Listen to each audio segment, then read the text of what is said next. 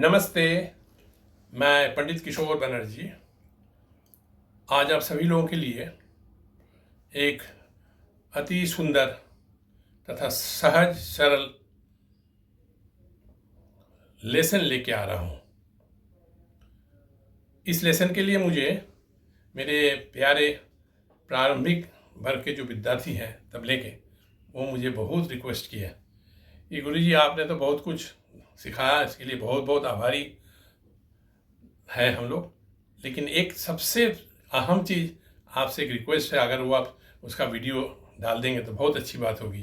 क्योंकि हम लोग विलेज में, गांव में, रिमोट विलेज में हम लोग रहते हैं, वहाँ गुरु नहीं मिलते हैं और पैसा भी नहीं है उतना ताकि हम लोग आराम से इसको सीख सकें, जाके गुरु के चरण में बैठ के सीख सकें।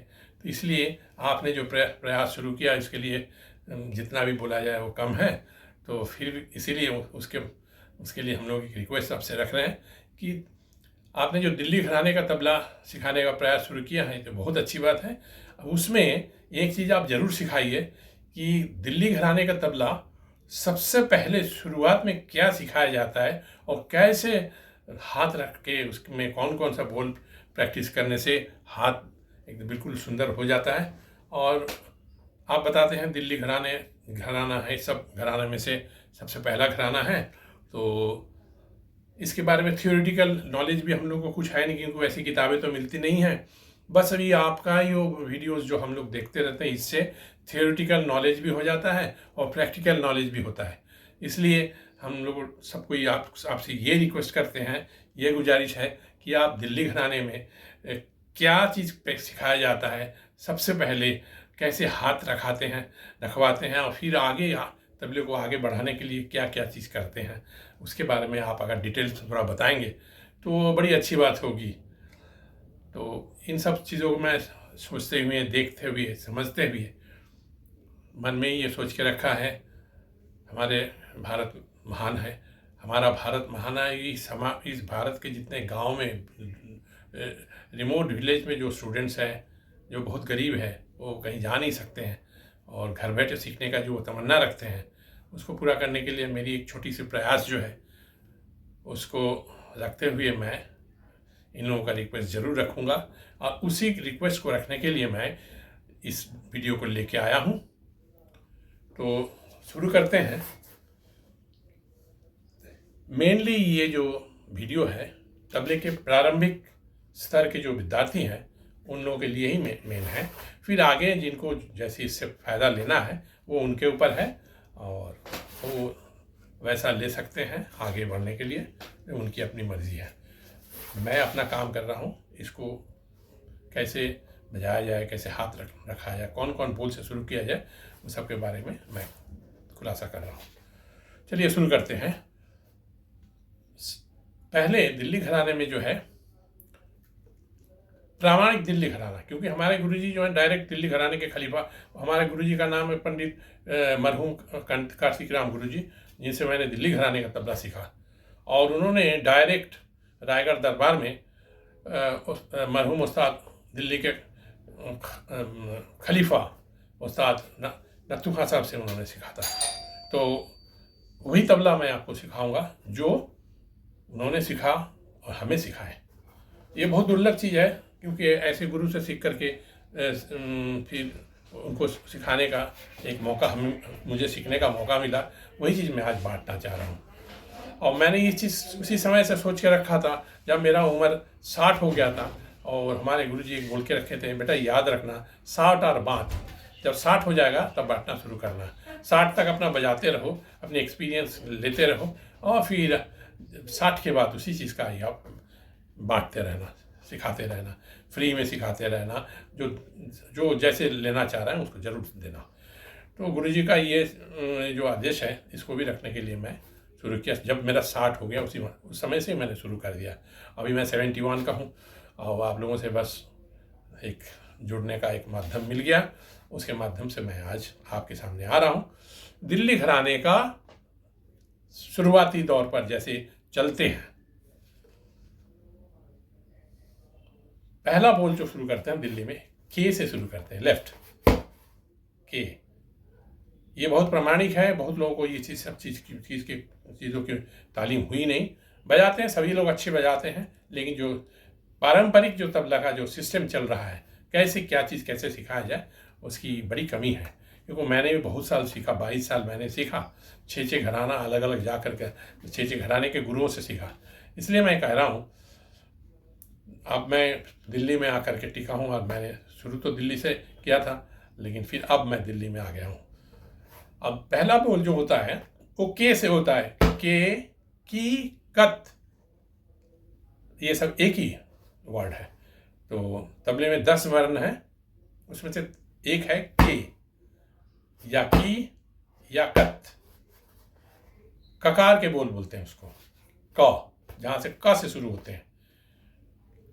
तो पहले के, इसके बाद फिर लेफ्ट हैंड में ही पहले उसको बैठा देते हैं, और इसमें थोड़ा सा गैप रखते हैं शुरू में, ताकि ये फुल साउंड आए। ये पहले नहीं, ऐसा नहीं, ये नहीं, बिल्कुल खुला, जैसा गायन में सा अभ्यास करते हैं, खुला सा, वैसा ही ये सा।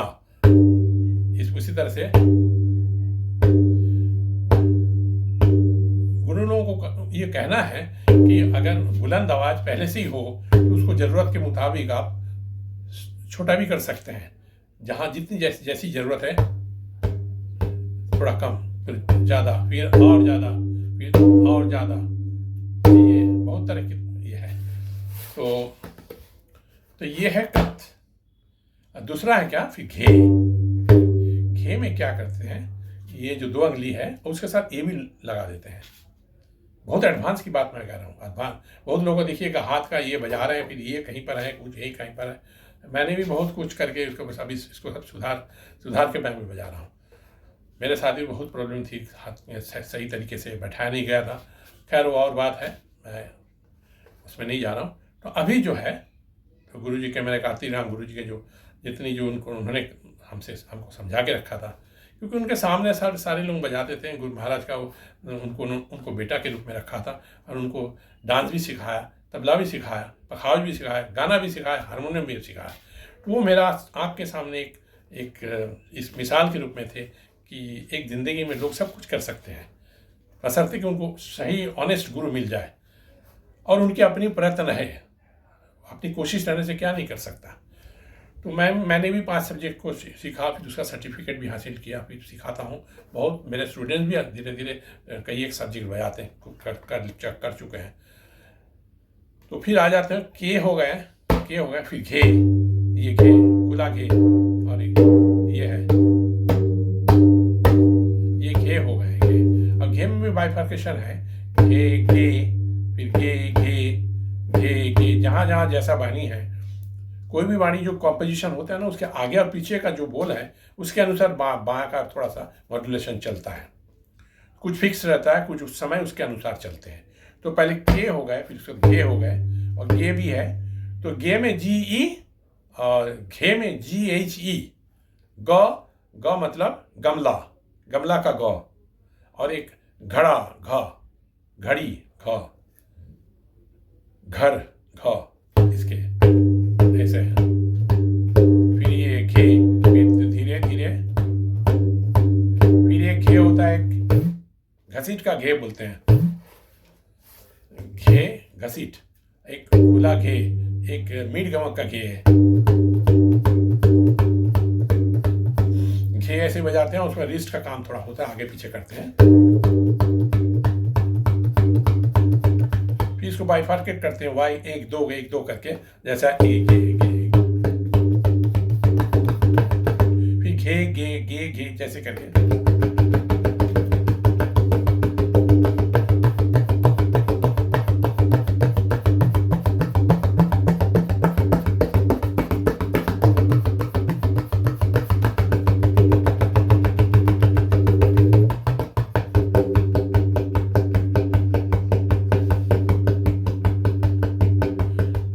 पुराने विद्वान लोग जिनके मुंह से मैंने ये भी सुना कि डमरू का एक आवाज़ जो है ना, उसको चिंतन में रखते हुए उसकी साउंड को तब बाएं में ब्रेक उन लोगों ने किया, जैसा ऐसा टिक टिक टिक टिक टिम टिम टिम टिम टिम टिम टिम, टिरिमिगिटा, इसको बानी है कुछ।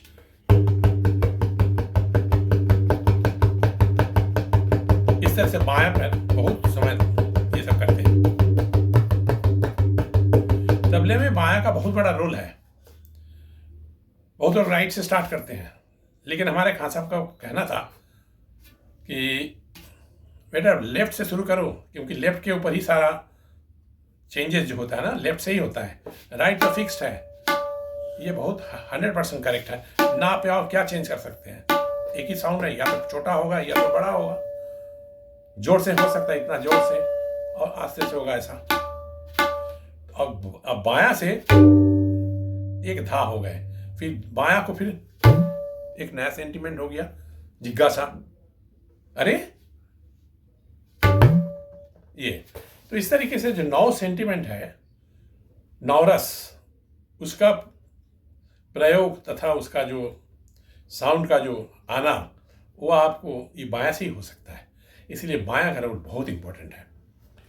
और मैंने इतने साल जो करके बजाया और देखा कि बायां का रोल सच में ही एक्सीलेंट है। तो इस बाएं को शुरू से ही आप तवज्जो दीजिए। और हाथ के रख रखाव इतना सुंदर हो, देखते ही साथ लोग बोले, हमारे हाथ को देख करके बहुत खान साहब ने बहुत आशीर्वाद दिए। बोले पंडित जी, आपका हाथ का रख रखाव जिन्होंने कराया, मानना पड़ेगा। इतना सुंदर हाथ का रख रखाव है, छोटी जगह पर आप बजाते हैं और अनायास आप बजाते रहते हैं। ये हाथ रख रखाव के लिए आपके गुरु लोगों को हम लोग प्रणाम करते हैं। सच में ही ऐसी बात, ये सही है। मेरी जो हाथ रखाव है, ये कई लोगों ने उसका मुझे ऐसे बताया कि बहुत सुंदर हाथ रख रखाव है। तो वही चीज़ मैं आपको भी बांटना चाह रहा हूँ।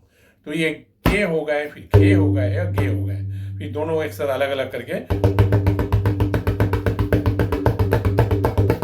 रेला जब बहुत स्पीड में चलते हैं, या राव जब बहुत स्पीड में चलते हैं, तब ये डबल साउंड जो है ना, गे गे गे गे गे गे गे गे गे गे गे गे गे गे, कहीं पर घे गे, कहीं पर गे घे, ऐसे चलते हैं।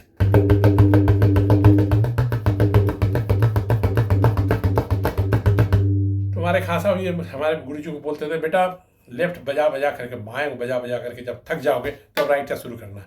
फिर राइट बजाते बजाते जब थक जाओगे, सिंगल रियाज कराते थे। तो ये सब दुर्लभ चीज़ कहाँ मिलेगा आपको? मैं सब शेयर कर दे रहा हूँ, क्योंकि पुराने उस्ताद लोग मुझे यार, ये तो घरानेदार थे ना एकदम। शायद जहाँ से दिल्ली घराना आया वहीं से है। हमारे नत्थू खान साहब, मरहूम नत्थू खान साहब बलीबख्श खान साहब के बेटे थे, जो कि दिल्ली घराने का उस्ताद सिद्धार्थ खान ढाणी, जिन्होंने तबला का इजाद किया है, उसी घराने के परंपरा से, उनके परिवार के विरासत से वो आते थे। तो इसलिए बहुत क्लोज थे जहाँ से तबला आया।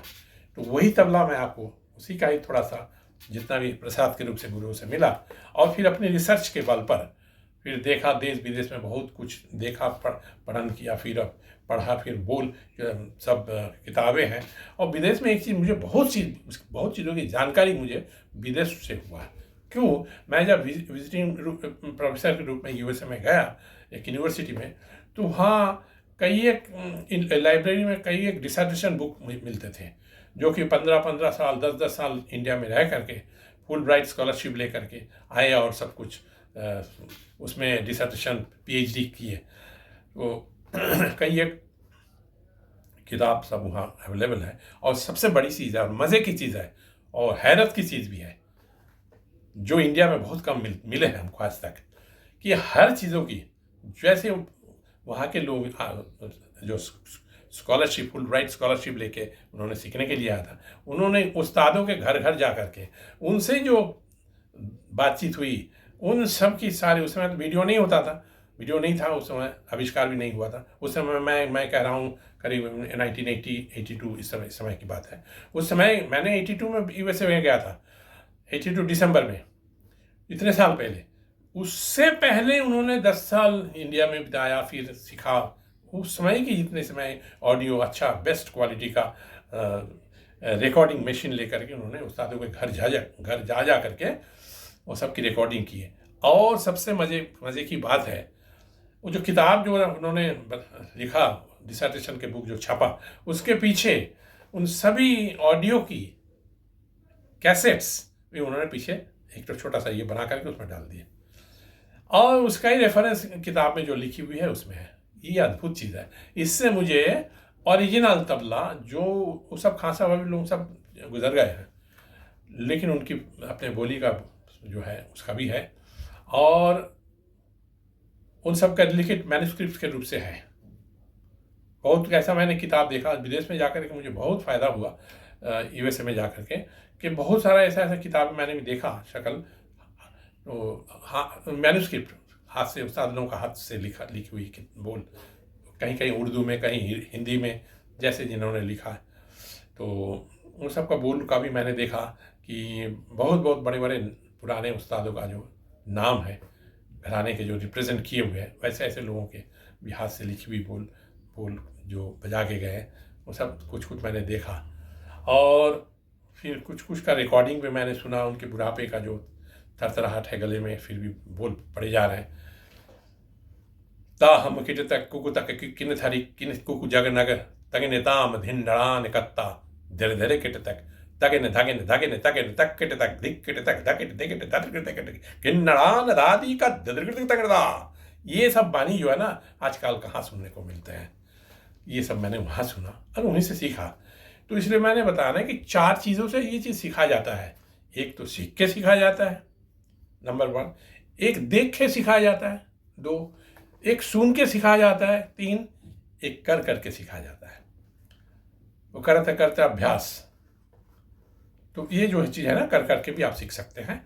और उसमें क्या है, ये करके जो सीखेंगे कब, जब आप सीख चुके हैं, फिर देख चुके हैं, और उसको कर चुके हैं, सब मिला जुला के जो करते हैं, तो उससे आपका हाथ बनता है। ये तबला सब्जेक्ट एक भास्ट सब्जेक्ट है, समुंदर है। इसमें जितना गोता लगाएंगे उसमें आपको कुछ ना कुछ मिलता जाएगा। रत्न से भरी हुई है, रत्न से भरी हुई है। तो शुरू करते हैं। तो के घे हो गए 3। अब इसके बाद 4। इसके सहारे फिर आगे बोलेंगे, क्योंकि दो बोल धा और धीन जो है ना संयुक्त वर्ण है, जो इसके साथ मिल के बने। फिर आगे इसके सहारे बहुत सारी बोल बानी बने, जो कंपोजिशन हम लोग को देखने मिलता है। तो ये होता है फिर ना, राइट का एक है ना या ता, दोनों एक है। पखावज से तबला आया है, इसको माना जाता है। इसका प्रमाण भी है, क्योंकि इसकी शक्ल भाषा सब एकमात्र पखावज से मिलते हैं। ऐसे 7-8 डिफरेंट मत है कि यहाँ से आया, ऐसे आया, वैसे आया, वैसा, उसमें मैं नहीं जा रहा हूँ। लेकिन सीधी सी बात, जो मैं मानता हूँ, मेरे गुरुजी मानते थे, उनके उस्ताद मानते थे, और उन बहुत अच्छे बहुत जानकार विद्वान लोग भी बोलते हैं, ये कोई चीज़ आने से पहले कोई चीज़ तो देख के आता है ना। तो कहीं पर कुछ था, उसको देख करके उन्होंने अनुमान किया, फिर वो देखा, उसके अनुसार उसको बनाया, और फिर आगे इसको ईजाद किए, फिर इस पर रिसर्च किए, बहुत सी और नई नई चीज़ें इसमें जुड़ा गया। तो उससे ये चीज़ बड़ी समृद्धशाली बन गए। तो इसीलिए पखावज को ही इसका जनक माना जाता है, क्योंकि उसकी भाषा शक्ल, उसको वैसा था, इसको ऐसा किया, फिर वैसा ही, फिर पहले पखावज से फिर जोड़ी धामा पंजाब में, ये सब पहले था। फिर इसमें और स्टोरी आ जाता है, फिर अगले कोई वीडियो में मैं इसको बताऊंगा। अभी फिर मैं इसमें आ जाते हैं कि ना हो गए, ना और ता, ये ता है, पखावज का ता, उनका ता ऐसा है, ये थपकी का ता बोलते हैं, ये है।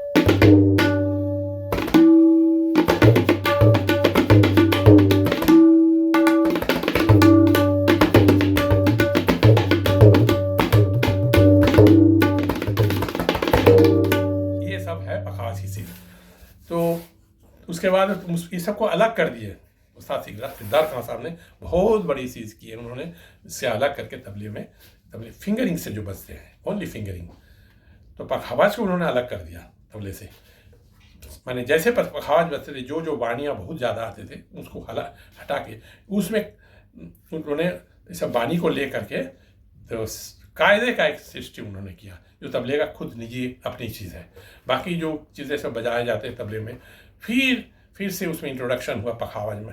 6 घराना है, वे एक एक करके एक घराना अपने आप को बहुत सुंदर सिद्ध करने के लिए बहुत तरह की रिसर्च भी किए, जिसके बल पर कई एक चीज़ें बनी और बड़ी सुंदर चीज़ बनी। तो अपने आप में 6 घराना जो है सब अद्भुत है। मैं सारे घराना सीख करके 6 गुरु से मैंने सीख करके ये मैं बता रहा हूँ कि अपनी जो एक्सपीरियंस है उसके बल पर मैं बोल रहा हूँ, ये सारे घराने अपने आप में पूर्ण है। इसलिए जो घराना जब बजाते हैं तो उस समय लगता है कि ये घराना कितना सुंदर है। फिर दूसरा घराना के बोल बजाते हैं, मतलब क्या सुंदर घराना है। इसीलिए मैं सभी घराने के गुरुओं को मैं प्रणाम करता हूँ। तो आ जाते हैं इसमें, ना हो गया, ता हो गया। अब इसके बाद है ना, एक 3 आते हैं, मैदान में होता है, एक क्लोज साउंड होता है, 3 3 3। फिर ते होते हैं, ते ना, ती अंत। इसमें है जैसा ना ती, ना तो है, फिर इसके साथ ती जोड़ दिए, ती ना ती, फिर ना एक सुंदर बोल बन गए, ना ती ना ना ना ती ना ना ती ना ना ती ना ना। अब ना के साथ और घे बनाए जोड़े तो हो गए धा, ना और घे, फिर घे ना। अनगिनत कंपोजिशन आप देखेंगे इसमें, घेना और नागे, नागे घेना, घेना नागे, इस तरह के बोल कम इसको जोड़ जाड़ के बनाए। अब दोनों को जोड़ देने से हुआ धा, ये धा, अब धा, अब घेना धा, धागेना धा, घेना धाती धा, धागेना तेत धा, घेना धागे ना धाते धा। इस माया का देखिए रोल क्या है, जैसे धागे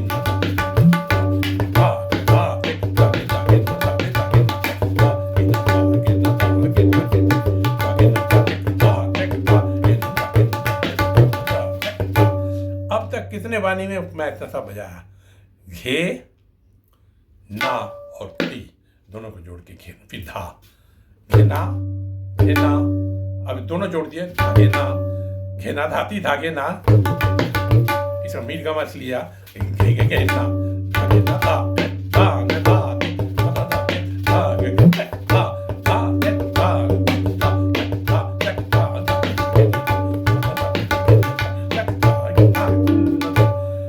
बताया तून, ये हो गया। अब इसमें क्लोज कर दिए।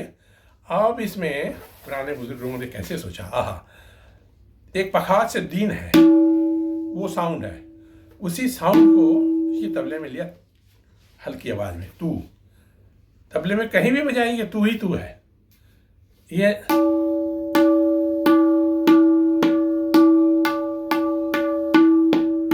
हर जगह तू ही तू है। लेकिन ये तू बजाना बड़ा मुश्किल है, क्योंकि उसमें है ना ये ना आते हैं, अब इसमें क्लोज हो जाता है। अब तू बजाने के लिए ये उठा देना पड़ता है, और देखिए उसी तू को हल्के से यहाँ तू, फिर तू, कई एक प्लेसमेंट है, यहाँ भी तू है, यहाँ भी तू है, यहाँ भी तू है। जिस पोल में जैसे चलते हैं, जैसी जरूरत है स्पीड में जाने के लिए, तो वैसा ही तू को लिया जाता है। तो ये हो गए तू। अब ना ती ना धा, फिर ती हो गए, फिर बाएं मिलाए तो संयुक्त वर्ण हो गए धी, और धी हो गए संयुक्त वर्ण धी हो गया, फिर संयुक्त वर्ण धी धी। ये तीन किस्म से दिल्ली घराने में इसको अलग कर दिए। जैसा थीन हो गए, एक क्लोज धी, थीन हो गए, एक बाहर की जो कितने कायदे चलते हैं ना, धाती धागे तू ना की ना, ताती ताकि धीना गिना, ये थीना कायदे के थीना और बाहर चलते हैं, और ठेके में अंदर चलते हैं। ये सब छोटी छोटी चीज़ है, इसको याद रखेंगे। आप देखेंगे तबला बहुत इजी चीज़ है, लेकिन इसको अलग से इसको बहुत डिफ़िकल्ट बना के रखा गया है, और इसमें बहुत सारी चीज़ें इसमें डाल के, खैर वो और बात है। इतना ना झेला ज़िंदगी में मैं असली तबला सीखने के लिए, जगह जा करके ये ऐसे बोल रहे हैं, वो ऐसे बोल रहे हैं, ये नहीं है, अरे खैर छोड़िए। तो अभी मैं जो लास्ट में इस उम्र में आकर के मुझे थोड़ा सा इसके बारे में नॉलेज हुआ कि हाँ, इतना किताब पढ़े हैं, इतना सुने बजाए, और कई लोगों का अच्छे बातों को से बात करके सुने, किताब पढ़ के अभी थोड़ा सा जो नॉलेज हुआ उसी के बेसिस पर मैं बोल रहा हूँ। और सब चीज़ का मेरे पास प्रमाण है, ऐसा नहीं मैं जो भी बोल रहा हूँ ऐसे अपने मनगढ़ंत बोल रहा हूँ, नहीं। मेरे पास एक लाइब्रेरी है किताबों की, मेरे पास एक वीडियो की लाइब्रेरी है, ऑडियो की लाइब्रेरी, मैं बहुत पैसा इसमें खर्च किया। उसके बल से ये सब चीज़ जो आया है। तो इसमें आते हैं, तो ये हो गए ना, ये के गे घे हो गए, फिर ना हो गए, फिर तीन हो गए, ती हो गए, फिर तून हो गए, आप ये दोनों मिला के धीन हो गए, फिर धीन हो गए, फिर धीन हो गए, धीन हो गया। इस तरीके से है। अब ते टे और तेरे ट र एक ही है। ते टे, दिल्ली घराने का ते टे, ते टे, ते टे, ना जैसा घेना छाती, देख रहे हैं एक ही जगह पे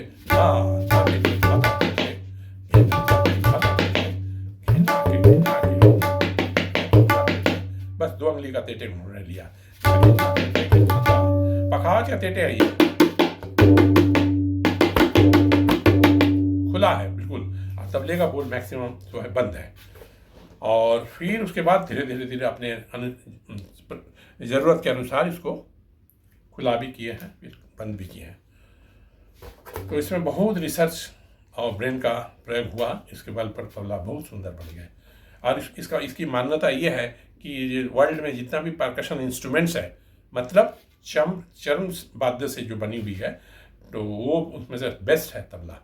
इसका कारण है कि जितने भी और सब चर्म वाद्य हैं, उनकी सारी अच्छाइयाँ को इन्होंने अपने में समेटा है और सब कुछ मिला करके एक सुंदर एक साज बनाया और इसका एक अलग शक्ल दिए। 6 घराना है, कितने रिसर्च इस पर हुए, अभी विरासती एक घराने में कितने लोग इसमें बजाए, पूरी ज़िंदगी भर बजाए। पहले ज़माने में तो तबला यही बजाते थे, पूरी ज़िंदगी खाली तबला ही बजाए। उस ज़माना और था, अभी ज़माना और है, तो उसके साथ कोई कंपैरिजन नहीं है। उस समय की जैसी ज़रूरत थी, तो हाँ, उस समय की तबला वादक लोगों ने वैसा किया। अभी की जैसे ज़रूरत है, पढ़ाई भी करते हैं, पहले ज़माने में उतना एजुकेशन नहीं करते थे, उनका खाली तबला ही लेके चलते थे। अपनी ज़मीन थी, उसमें खाने की चीज़ बन रही है, धान बन रहा है, चावल आ रहा है, गेहूँ बन रहा है, रोटी की कोई चिंता नहीं है। फिर दूध है, दूध गाय भैंस जैसे, फिर डीम अंडा जो है सब वो अपने ही ज़मीन में सब हो जाता था, इसलिए कुछ कहीं जाने की ज़रूरत नहीं थी। उस ज़माने की बात कुछ जल्दी कम दाम में सब कुछ मिलता था। और अब इतना कहना भी पढ़ाई करना पड़ता है बहुत, क्योंकि बिना एजुकेशन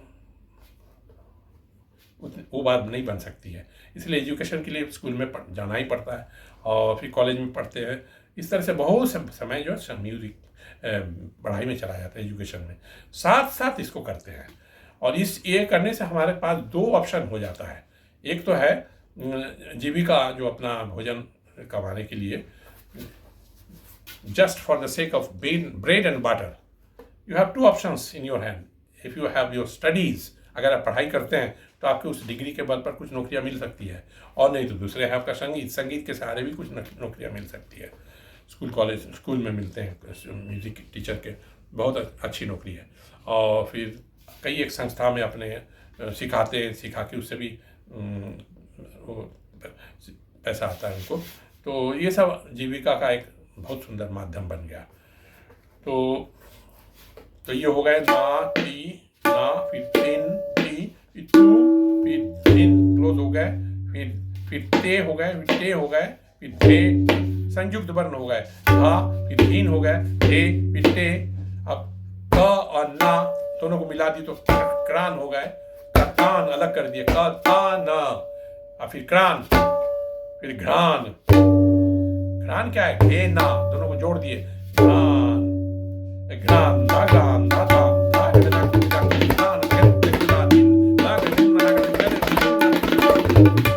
इस तरीके के बहुत कंपोजिशन रायगढ़ दरबार में बनी है। और रायगढ़ दरबार एक ऐसा दरबार था जहाँ हिंदुस्तान के सारे घराने के टॉप लोग वहाँ मौजूद थे, मुलाजिम थे। हमारे चक्रधर सिंह महाराज, इनका नाम था चक्रपिया, उन्होंने इसको अपने यहाँ रायगढ़ दरबार में सारे उस्तादों को बुला करके उनको रखे थे, मुलाजिम रखे थे। और एक किताब भी लिखी गई थी, ताल तोय निधि बोल करके। उसके वजन, जैसे गुरु जी हमारे बोले हैं 23 किलो वजन है, 23 kg। उसमें सारे बोलों को लिखा गया था, उस्ताद लोग जो बजाते थे। और एवरी इवनिंग में वो एक जलसा करते थे, सब लोग आके बैठते थे और महाराज कुछ बैठते थे और सब उस्ताद लोग बजाते थे, गाते थे, डांस करते थे, जैसे अद्भुत एक सिचुएशन ये था। तो उन सब चीज़ों के बल पर ना बहुत सारी चीज़ें की ईजाद हुई और कंपोजिशन, बहुत नए नए कंपोजिशंस हुए और उसी के बल पर बहुत सुंदर सुंदर तबले के ऊपर बहुत रिसर्च भी हुए और आगे बढ़े। तो वो भी एक और एक चैप्टर है। मैं कोई दिन, सभी लोग मुझे बहुत रिक्वेस्ट कर रहे हैं कि गुरु जी रायगढ़ दरबार के बारे में आप ज़रूर बताइए, क्योंकि हो सकता है आप ही एकमात्र जो अभी जिंदा है जो रायगढ़ दरबार के बारे में डायरेक्ट जो आपने सीखा है और उसके बारे में कुछ आप खुलासा करेंगे, बजा के बोल बोल करके। कम से कम मेरे पास 300 से ऊपर कंपोजिशंस है रायगढ़ दरबार के, जो ताल तो निधि किताब में भी थी, गुरु जी हमारे हमको बताए थे। उसमें से उनको बहुत बोल याद था, कंठस्थ था, बिल्कुल पढ़ते रहते थे। कभी मैं हमारे गुरु जी का एक छोटा सा ऑडियो का मैं डाल दूंगा, सुनिएगा कैसा हमारे गुरु जी थे। वाह वाह, क्या बात, बहुत सुंदर। तो ये हो गए हाथ रख रखाव, और हाथ रखाव में के लिए बारे में मैं बोल रहा हूँ, बोलबानी तो आपने उठा ही लिए। अब हाथ में रख रखाव के लिए ये जो है, ये पहले जो 5 अंगुली है ना, इसमें इसका ये पहले यहाँ रखते हैं, इसके सहारा लेते हैं, फिर ये 2, ये 1 2 3 4 5 फिंगरिंग्स में बांटते थे। बेटा 1 नंबर को यहाँ रखो और 2 3 को ऊपर रखो, वो हमारे खान साहब का कहना था, 2 3 को ऊपर रखो और फिर 4 और 5 को काली ब्लैक में स्याही, जिसको गप बोलते हैं, इसमें दोनों को जोड़ दिए। ये है फिर अब इसके सारे बजते थे। और ना फुल हैंड, जितना जा अंदर जाए, उसमें छोटा भी कर सकते हैं, बड़ा भी कर सकते हैं, बहुत बड़ा भी कर सकते हैं। उसी के 3 इस तरीके से है। पहले इस अंक का तबला कर लेने से बहुत अच्छा होता है। तो ये हो गया ना 3 टे टे फुल, फिर धिन, फिर घे ना, धागे ना, टे टे टे घिना टे, घिना ता घिना टे। फिर इसके बाद तेरे केटे, तेरे के टे, 3 ले लिए, फिर एक तेरे केटे ऐसा है, तेरे के टे, तेरे केटे। अब ये 2 अलग भी है, फिर एक भी है, एक भी है, और तेरे केटे, इसमें जाना बहुत मुश्किल पड़ता है, लेकिन दिल्ली घराना में तेरे केटे बहुत सुंदर जाते हैं। जैसा तेरे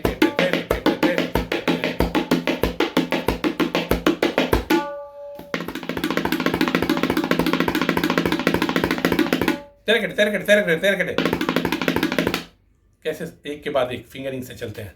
जैसा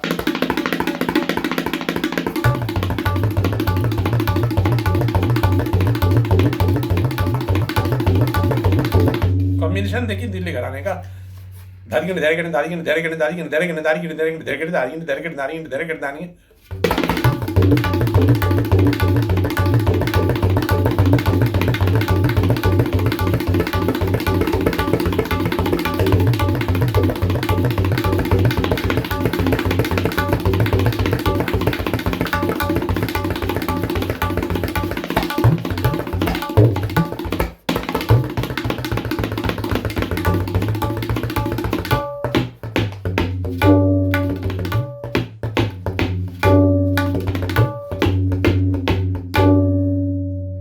इसके बाद दिल्ली घराने में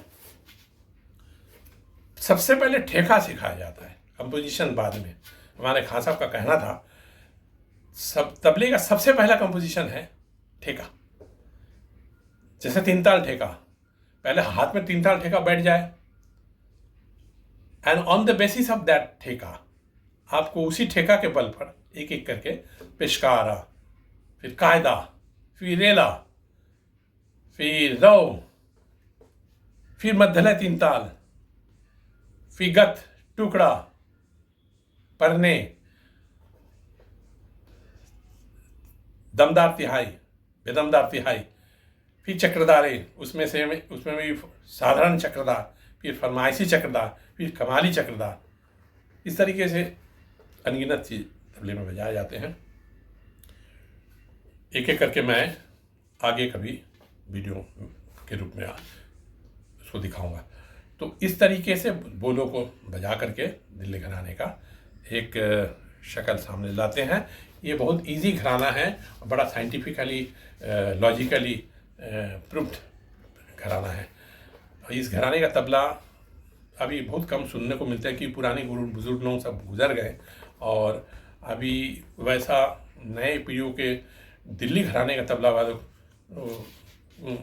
कम देखने को मिलते हैं, क्योंकि गुरु ही नहीं है तो कौन सिखाएंगे। इसलिए मैं इसी चीज़ को विराय उठाया कि मैं मुझसे जो भी सीखते हैं, ऑनलाइन में सीखते हैं, ऑफलाइन में सामने बैठ के सीखते हैं। तो बीच में तो 2 साल तो क्लास कर ही नहीं पाए, क्योंकि ऑफलाइन सब बंद था कोरोना के चलते। जितना भी क्लासेस हुए सब ऑनलाइन में हुए। अभी भी लोगों को अच्छा लगता है ऑनलाइन में, लोग बाग बोलते हैं ऑनलाइन बहुत अच्छा है, उसमें फीस ट्रांसफ़र भी बहुत सुंदर हो जाता है। फिर सीखते हैं आराम, 1-to-1 होते हैं ना उनका फिंगरिंग, फिर आप वीडियो करके रख सकते हैं, बार बार देख सकते हैं, फिर उसको हाथ को फिंगरिंग देख सकते हैं। तो ऑनलाइन मैं समझता हूँ जैसा ऑफलाइन आप सामने बैठ के सीखना है कि अपने आप में परिपूर्ण है, वैसा ऑनलाइन भी कोई कम नहीं है। बहुत लोग मेरे बहुत अच्छे स्टूडेंट्स जो ऑनलाइन में बहुत सुंदर कर रहे हैं, और पहले का जब और कहीं सीख करके मेरे पास आए, कहीं पर 8-10 साल सीखे हैं, फिर उसके बाद मेरे पास आए, और उनका तबला जब मेरा तबला सुन करके, मेरा सिखाया हुआ चीज़ बता करके बजा रहे हैं, तो अद्भुत एक चेंज हाथ में आया। तो मुझे बड़ी खुशी होती है जब जो भी स्टूडेंट्स मुझसे सीखते हैं और सीखने के बाद बड़ा अच्छा बजाते हैं। तो मेरी ओर से बहुत दुआएं निकलती हैं, बहुत अच्छा बेटा आगे बढ़ो, इस तरीके की चीज़ मेरे मन से आती है। तो यही है दिल्ली घराने का मेन जो चीज़ है। तो ठेके तक आ जाते हैं। आज इतना ही करके हम छोड़ते हैं, फिर अगले कोई वीडियो में बाकी चीज़ों को मैं खुलासा करूँगा। क्या इसे कायदे का सृष्टि उन्होंने किया है सिद्धार्थ खान साहब ने, मरहूम सिद्धार्थ खान साहब जिन्होंने तबला को बनाया, ईजाद किया, और दिल्ली घराने के नाम से दिया, क्योंकि वो दिल्ली में रहते थे। दिल्ली घराने के नाम से ही उन्होंने, कि पहले वो पखावज बजाते थे, पखावज प्लेयर, वो पखावज प्लेयर थे। फिर उन्होंने तबला ही बजाया, पखावज छोड़ दिया। लेकिन पखावज की सारी जानकारियाँ उनकी इतनी अच्छी थी, बहुत ऊँचे बर के पखावज प्लेयर थे। क्योंकि पहले तो तबला नहीं था ना, पहले खाली ध्रुपद धमा था, उसके साथ पखावज बजते थे, फिर सोलो बजते थे पखावज में। तो वो भी बजाते थे, अद्भुत बजाते थे, लेकिन वो सब की कोई रिकॉर्डिंग है नहीं, तो इसीलिए कोई प्रमाण नहीं है।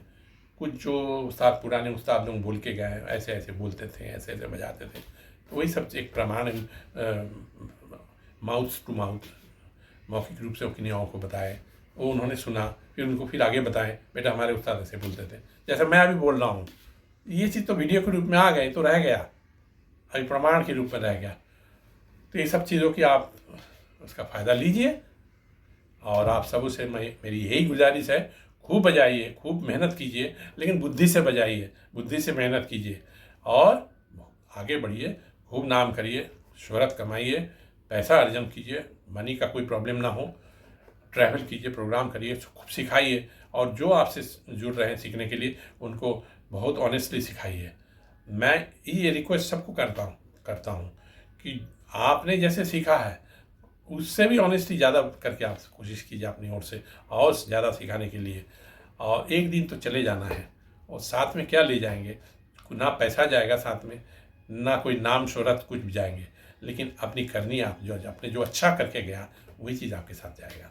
और तो इन चंद शब्दों के साथ मैं अपना आज का ये वीडियो का लेसन मैं समाप्त करता हूँ, और उम्मीद करता हूँ आप सभी को इस वीडियो से बहुत ही लाभ सिद्ध होगी। अगर आप लोग ऐसा करते हैं तो मुझे अच्छा लगेगा कि मेरी जो मेहनत है वो रंग लाई है, क्योंकि ऐसे एक वीडियो बनाने में बहुत समय लगता है, और दरवाज़ा बंद करके एक स्पेशली वो अलग से मैं इसको रिकॉर्ड करता हूँ, कोई स्टूडियो में नहीं करता हूँ।